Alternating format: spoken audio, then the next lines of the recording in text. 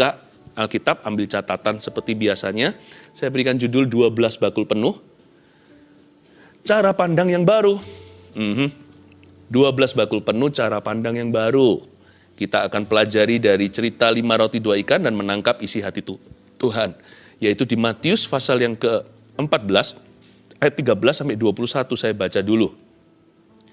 Matius 14 ayat 13, Yesus memberi makan 5.000 orang.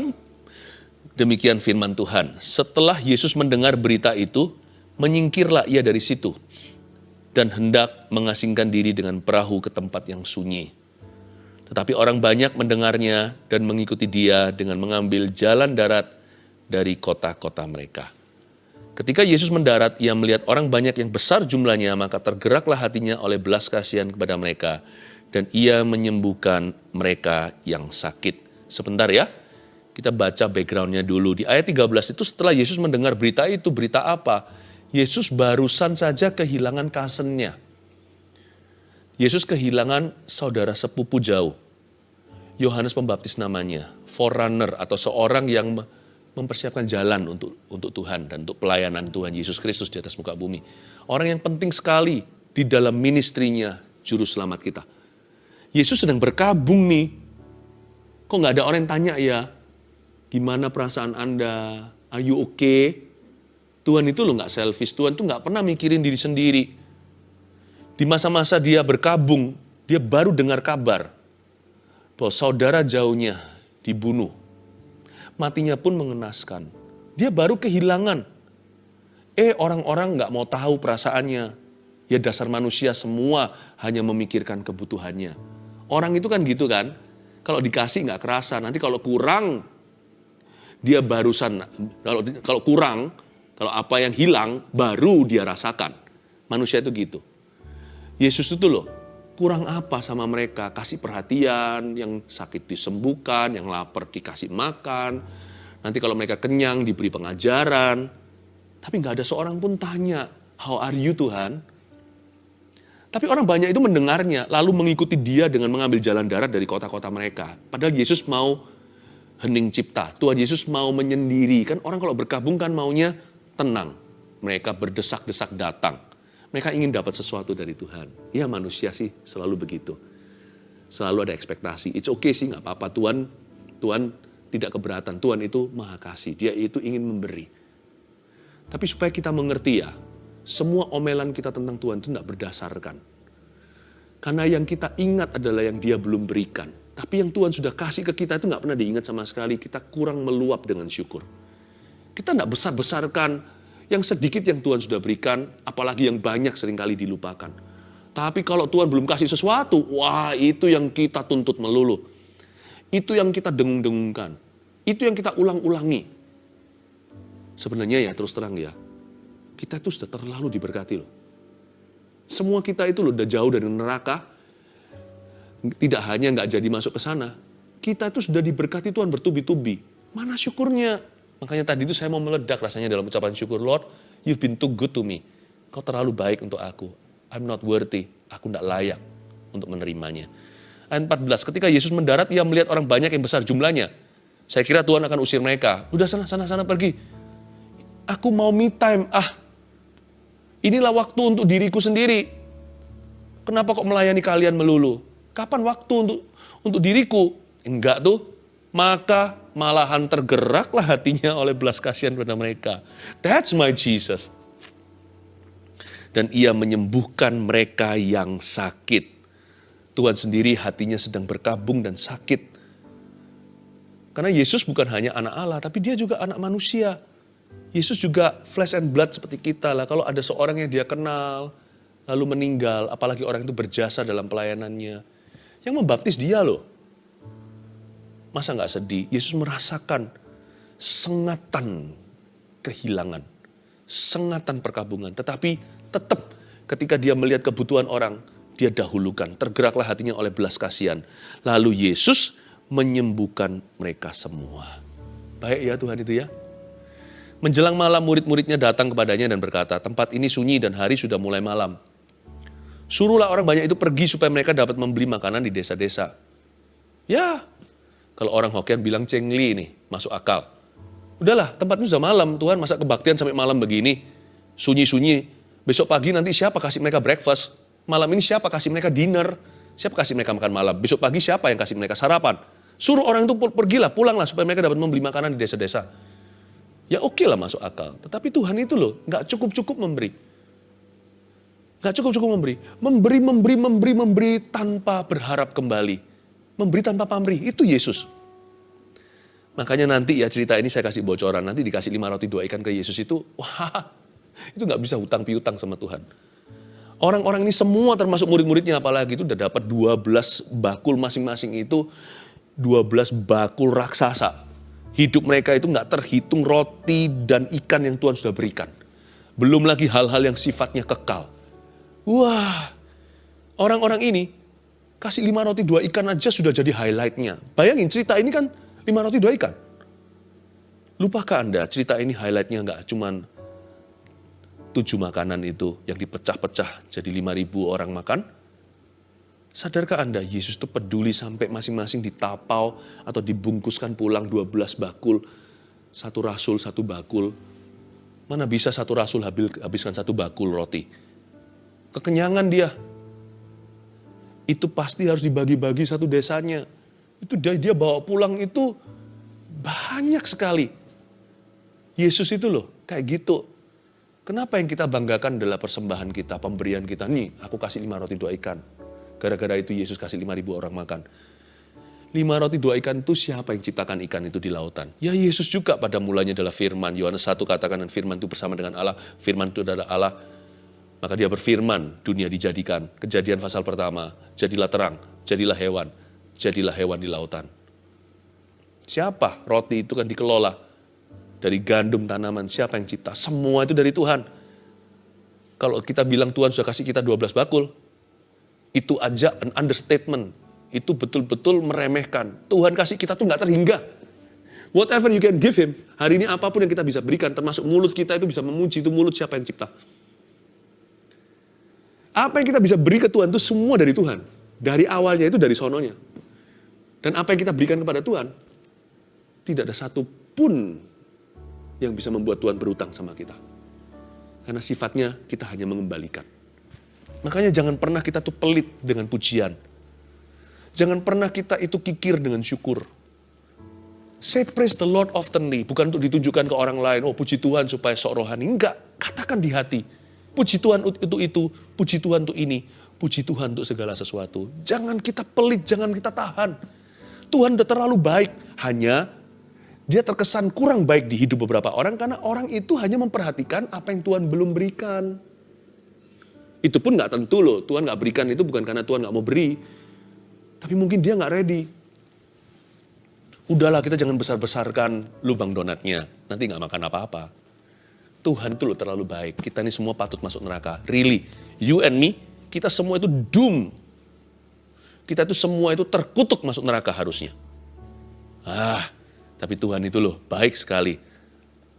Ayat 16, tapi Yesus berkata kepada mereka, disuruh pergi ke desa-desa kan sama murid-muridnya, Yesus berkata gini, tidak perlu mereka pergi, kamu harus memberi mereka makan. Wah, orang berkata Tuhan Yesus itu hanya peduli untuk hal-hal rohani. Siapa bilang Tuhan ini peduli untuk hal-hal jasmani, Tuhan bukan lakukan ini supaya nanti dia lakukan mujizat.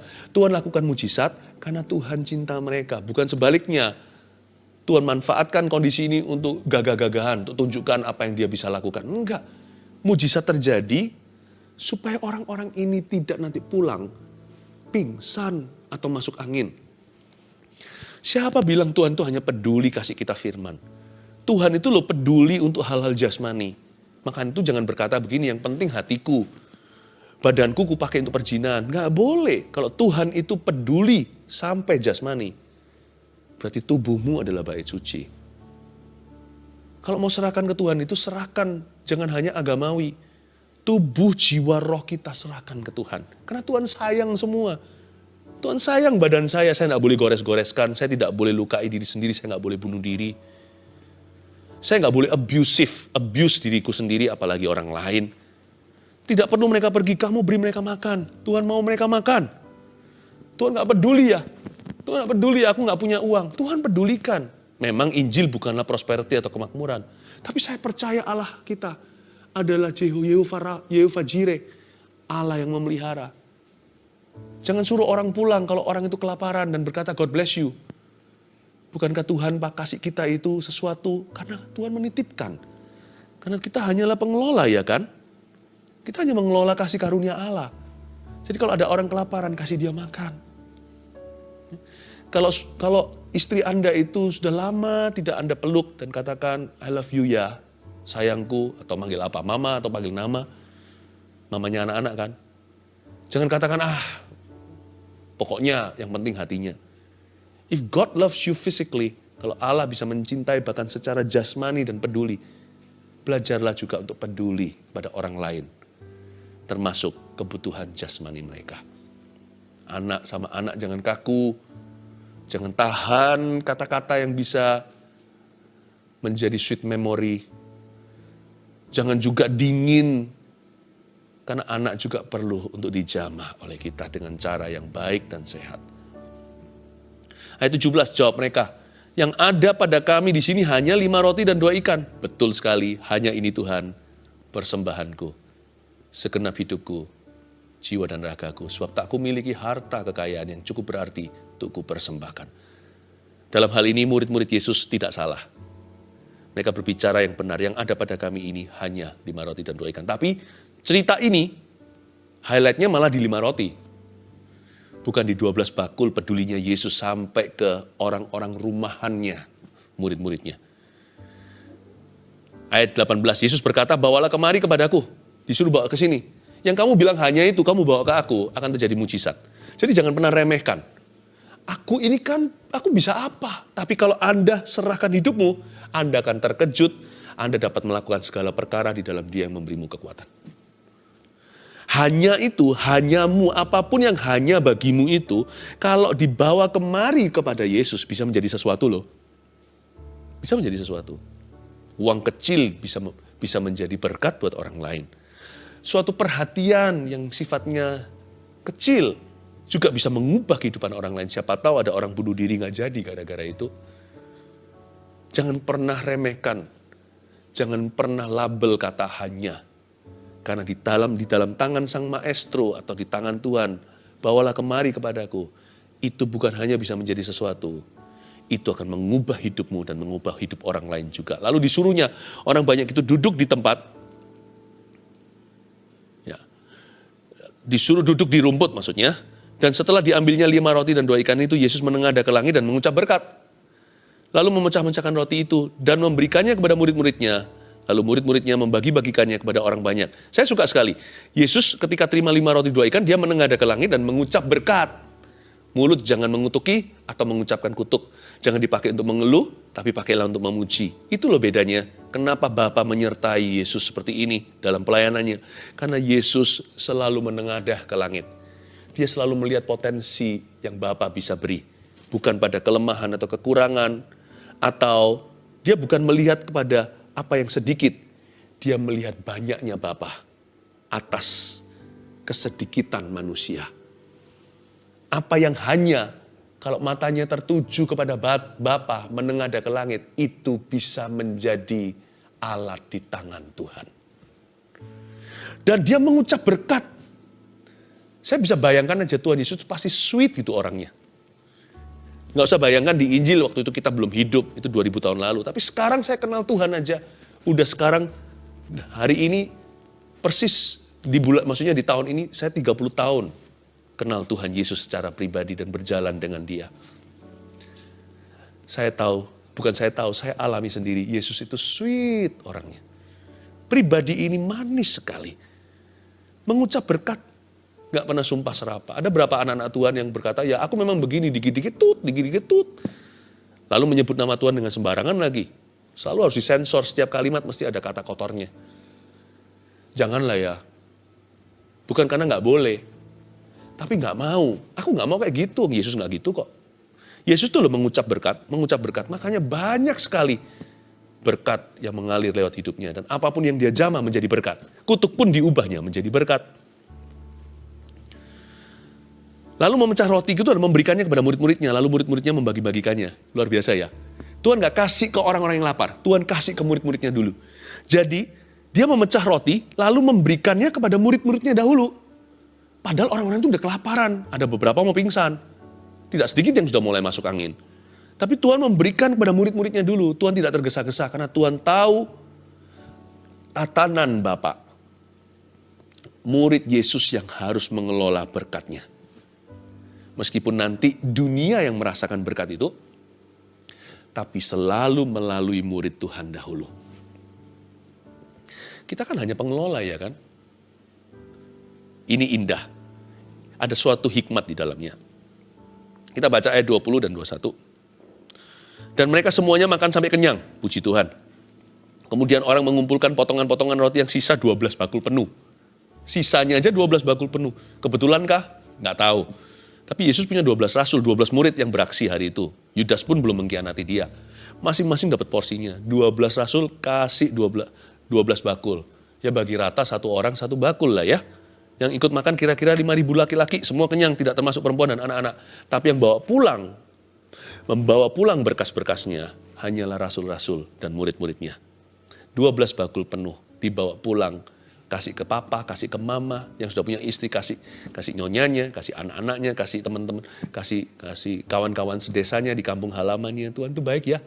Dia pikirannya bukan hanya pada muridnya, dia pikirannya adalah sampai pada nanti murid itu pulang. Ya, dia disambut sama anaknya. Petrus kan punya istri juga. Aduh, si Kefas, lalu siapa? Yakobus, Yohanes itu kan anak Sebedius. Sebediusnya nanti ketemu gimana? Bawain oleh-oleh ya untuk papamu. Ini ya, untuk anakmu nanti. Ini dia mungkin suka roti yang coklat mungkin. Ya ini bukan roti yang gitu sih, ini rotinya orang Israel. Tapi kalau hari ini bisa jadi, oh yang itu suka keju dikasih. Tuhan tuh mikirkan. Kemana-mana mikirin oleh-oleh. Tuhan tuh baik. Makanya itu orang Kristen yang kikir, yang pelit itu masih jauh lah sama Tuhan. Masih jauh. Kita aja yang merasa diri murah hati aja, apa sih yang kita bisa beri? Saya kasih 3 poin sederhana, catat ini, 12 bakal penuh, cara pandang yang baru. 1, yang kita berikan untuk Tuhan tidaklah seberapa. Catatlah. Ini bukan teori, ini pewahyuan. Yang kita berikan untuk Tuhan ya, baik yang sudah kita berikan atau yang akan, baik yang pernah kita berikan atau yang kita bisa berikan kemudian, yang kita berikan pokoknya, yang kita berikan untuk Tuhan, tidaklah seberapa. Dibanding dengan apa yang sudah kita terima. Kita bisa kasih 5 roti 2 ikan karena kita sudah diberikan terlebih dahulu, tanda kutip, 12 bakul penuh hidup kita ini. Bukan sebaliknya, saya kasih 5 roti 2 ikan supaya bisa pulang membawa 12 bakul, jangan gitu motivasi. Tapi yang benar begini, hidupku ini loh, semua itu dari Tuhan. Apa sih? Kenapa perhitungan? Yang kita berikan untuk Tuhan itu gak seberapa. Dibanding dengan apa yang telah kita terima. Termasuk dibanding dengan apa yang akan kita terima. Gak usah minta. Bapakmu tuh tahu apa yang kau butuhkan. Gak mungkin lah Tuhan berutang sama siapa-siapa. Ya, makanya itu kita harus tahu diri dan mawas diri. Setiap kali kita ada kesempatan untuk melayani, memberi atau memberkati, mawas dirilah. Tangan kanan memberi, tangan kiri jangan tahu atau sebaliknya. Itu maksudnya adalah kita harus tahu diri, mawas diri, rendah hati. Ya, seperti lagu yang tadi kita nyanyikan yang pertama kan, kasih setiamu. Gimana itu kuncinya? Kasih setiamu yang kurasakan lebih tinggi dari langit biru. Kebaikanmu yang telah kau nyatakan lebih dalam dari lautan. Berkat-Mu yang telah ku terima sempat membuatku terpesona. Apa yang tak pernah ku pikirkan, itu yang Kau sediakan bagiku. Lalu kata-kata berikutnya, siapakah aku ini Tuhan? Jadi biji mata-Mu. Nah ini dia. Dengan apakah ku balas Tuhan selain puji dan sembah Kau? Padahal sebenarnya ya, saya perhatikan ya, kalau kita yang terbiasa, kita yang biasanya nggak mau berkorban, kita yang tidak memberi atau kurang memberi. Saya nggak bicara tentang materi saja, memberi itu waktu, apapun juga, khususnya hati atau memberi hidup. Itu biasanya yang paling banyak komentar. Biasanya orang yang suka berkorban, Orang yang cinta Tuhan, yang suka memberi dan berbagi, itu biasanya nggak banyak bicara. Anehnya begitu. Biasanya orang yang banyak melakukan itu yang rendah hati. Tapi orang yang tidak melakukan apa-apa itu biasanya yang justru tergoda oleh setan untuk kritik kanan kiri. Saya rasa itu sebagai introspeksi untuk kita. Sebab yang kita berikan untuk Tuhan itu nggak seberapa. Mari kita semua mawas diri. Yang kedua, murid Tuhan adalah pengelola kasih karunia. Lihat itu tadi. Padahal mereka kelaparan, tapi Tuhan gak tergesa berikan pada mereka. Roti itu harus melalui tangan murid-muridnya. Demikian pula ikan. Anehnya, ikan yang Tuhan ciptakan langsung dibelah itu gak melalui lautan loh. Itu ikan jadian langsung, tidak melalui lautan, perairan. Ikan kan harusnya dari situ bertelur dulu atau ada ikan yang beranak. Gak lalu itu semua. Langsung dari tangan Yesus jadi ikan baru. Itu ikan beneran, itu bukan ikan palsu. Tuhan bisa bypass, skip lautan, tapi nggak bisa skip tangan muridnya. Kasih ke muridnya. Jadi murid Tuhan adalah pengelola kasih karunia. Kata pengelola ini bahasa Inggrisnya bagus sekali, bahwa kita semua adalah steward. Ya, steward dalam bahasa Inggrisnya S-T-E-W-A-R-D. Steward itu artinya pengelola, manager lah ya, atau caretaker. We are all stewards, managers, caretakers of God's blessings only. Kita semua only steward, just stewards. Ya. Kita semua itu adalah pelayan kayak stewardess itu, pramugari di pesawat ketika kita terbang. Mereka kan yang melayani, mereka nggak ikut duduk. Mau mereka duduk di business class, first class, mereka tetap berdiri dan melayani. Kita itu orang yang dipercaya Tuhan untuk mengelola saja. Semua itu dikasih ke tangan kita untuk kita salurkan. Bukan karena kegagahanmu, bukan karena fasilidamu, bukan karena kekayaanmu, kau dipilih dan dipakainya. Semua karena anugerahnya diberikan kepada kita. Semua karena setianya. Semua untuk kemuliaannya. Itu dia, kita semua hanyalah pengelola kasih karunia. Kata kasih karunia itu grace. Itu anugerah. Semua karena anugerahnya. It's by grace alone that you have what you have. Sehingga Anda punya apa yang Anda miliki. Bukan karena kegagahan, kejayaan, fasilida, bukan karena tampangmu, bukan karena kepandaian, kepintaranmu, bukan gagah perkasa. Tuhan berikan ke kita itu, baik itu talenta, bisa nyanyi, bisa bisnis. Tuhan kasih kita itu, ada beberapa orang itu bisa dapat talenta dalam pelayanan, bisa berkhotbah, bisa konseling. Ada juga orang-orang itu yang pandai, supel sekali dengan orang, ada yang pintar sama komputer, ada yang diberikan kekayaan oleh Tuhan, ada yang diberikan, namakan satu persatu. Semua itu hanyalah grace. Kasih karunia anugerah. Semua karena anugerahnya, semua untuk kemuliaannya. Kita ini hanya pengelola, manajer saja. Makanya itu ditaruh di tangannya murid-murid dulu, roti-roti itu. Mulai hari ini jangan pernah waktu berkaca, bercermin, merasa diri sendiri adalah pemilik. Pemilik sorga dan bumi ya. Kita ini hanya orang kepercayaan Tuhan. Mulai hari ini setiap kita bercermin dan mungkin kita rapikan rambut kita. Kalau yang perempuan lagi make up atau berdandan, pokoknya setiap kali kita melihat wajah kita, ingatkan dirimu bahwa Anda dan saya hanyalah pengelola kasih karunia Allah. Buktinya nanti kalau mati nggak dibawa semua. Kecuali dibawa jasanya dalam kerajaan Allah. Amin. Itu yang dimaksudkan roti di tangan murid. Yang ketiga, Tuhan gak pernah berutang pada manusia. Wah, ini dahsyat sekali. Ini cara pandang yang baru. Lewat 12 bakul penuh. Tuhan gak pernah berutang sama manusia. Pada mereka yang rela berkorban untuknya. Coba bayangkan. Yang lapar juga murid-murid. Tapi yang makan dulu siapa? 5.000. 5.000 itu hanya yang laki. Belum yang perempuan dan anak-anak. Jadi murid-murid itu sibuk. Dan mereka berkorban untuk kerajaannya. Mereka berkorban untuk pengajaran Yesus. Mereka berkorban untuk firman. Ya, mereka berkorban untuk misi Tuhan. Mereka berkorban untuk Tuhan pokoknya. Untuk orang lain. Orang lain makan, mereka bagi-bagi. Karena mereka nggak berani duduk dan langsung menyantap hidangan. Guru mereka aja masih berdiri memecah-mecah roti kok. Mereka nggak berani. Paling tidak kalau hati mereka kurang mulia, mereka sungkan sama Tuhan. Jadi mereka berkorban ya untuk orang lain makan, mereka masih kerja. Orang lain kenyang, mereka harus ngelembur. Belum lagi bersih-bersihkan sisa-sisanya. Kan ada sisanya 12 bakul. Siapa yang kumpulkan kalau bukan murid-muridnya? Ya. Khalayak ramai setelah kenyang mereka pulang.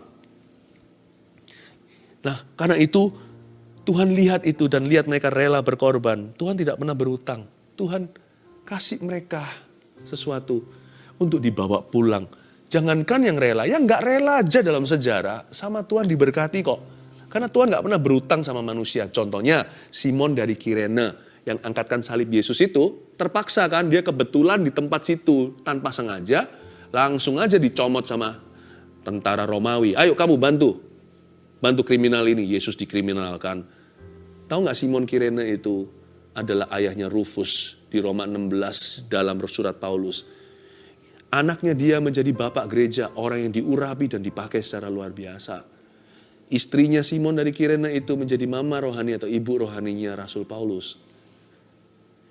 Apalagi di perjanjian lama, Obed Edom, nggak tahu dia rela nggak rela, pokoknya tabut perjanjian akhirnya nginep di situ 3 bulan di rumahnya, diberkati sama Tuhan.